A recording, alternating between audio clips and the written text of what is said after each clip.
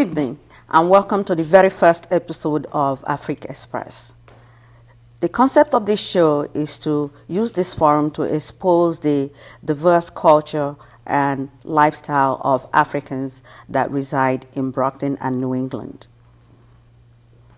This show, we are going to visit various countries in Africa as we look into their cultures and practices. Today, we are going to Nigeria. My guest is also from Nigeria. He is a brilliant writer and a poet. We have on the show today Mr. Sonny Abakwue. Welcome to the show. Thank you so much. I'm very glad to be here. Mr. Sonny Abakwue, you have written so many books. How many books are there in number? By the grace of God, I have 20 published books on the market, plus some manuscripts ready to go into publication. What style of writing do you do, Mr. Sonny? My literary genre include, but not limited to, fiction, works of self-empowerment, poems. I write not only in Igbo language, but also in English language. You mean someone can read your book both in English and also in Igbo language? Yes, indeed. Do you have other books that are also translated to other languages, but Igbo or just Igbo? Well, I did translate one of my manuscripts, Ozoba N'Oganiru, from Igbo language into English, and it is now published.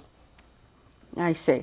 Mr. Sonny, you seem like a very talented man to have written 20 books. How do you get your inspiration? It all comes from God. God is the source of my inspiration. I don't write like many other writers who go out there and do extensive research before they start to write. I write purely by inspiration. Let me give you a case in point.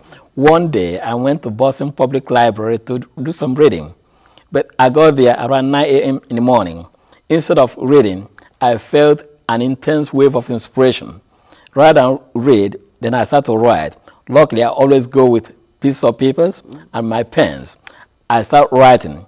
I wrote from 9 a.m. in the morning to 4:30 p.m. non-stop. Guess how many pages I covered?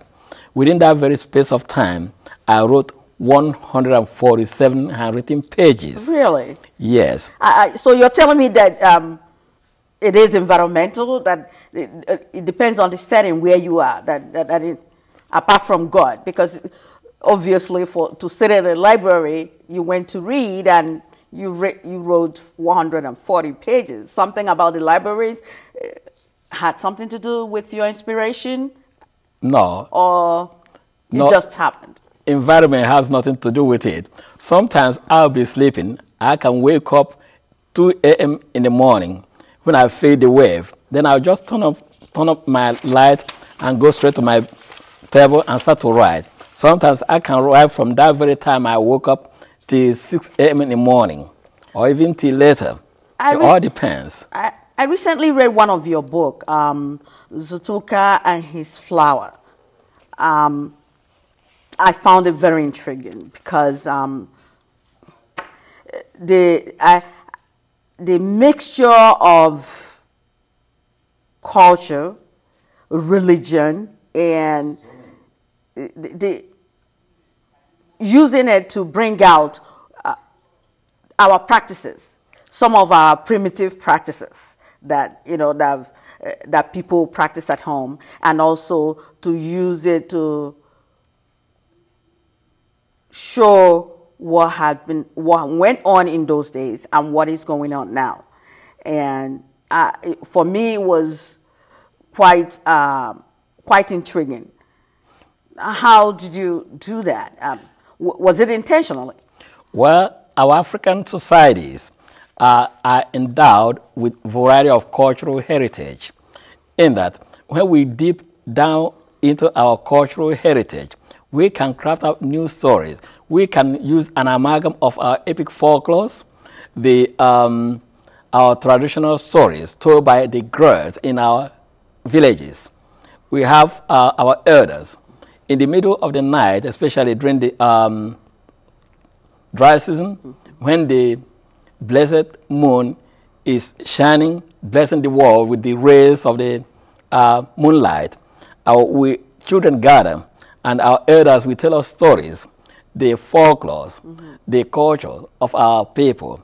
Then when we remember all these stories, and of course they tell us all these stories with our proverbs, we use all these amalgams to craft a new story. That is one thing that you did with the book, that an average reader who is not used to reading books from, perhaps books from West Africa or even Nigeria, the use of proverbs to bring out certain information would basically take a second look, because unless you've read books from there, you literally would I say lost? But at the same time, then get back to the story, because there's a way you use the proverbs and then you went into the story again and then came back, and it almost, for an average reader, they can catch it after they've passed a passage. But for somebody who is from there, or would I say even the young ones these days, would have a difficult time understanding the proverbs, because there was quite a few of them. Sometimes when somebody is not versed in Igbo proverbs, right, they may find it a little bit difficult to understand it at the initial stage. But once they continue, read it over and over, they will definitely understand it. You see, our literary forefather, the literary pioneer, Chinua Achebe, he told us in the book Things Fall Apart that proverbs are the palm oil with which wars are eaten. You see, you just did it again. Yes. Proverbs are the palm oil with which wars are eaten. I see. That is very deep. Thank you. So tell me, if let's say a young one comes to you and said they're interested in your writing, and to teach them your style of writing, because again, your writing is very unique. The mixture of culture and home intricacies in writing is very rich, you know. So I think it needs a special talented person, you know, to be able to write this way. How would you go about that? Well, to God's glory, in summer of 1999, a friend invited me to teach at the Simmons College for the Upward Bound program for high school students who were preparing to go into college. And he asked me to teach a couple of classes, one of them Igbo language and the other language arts. I taught the students.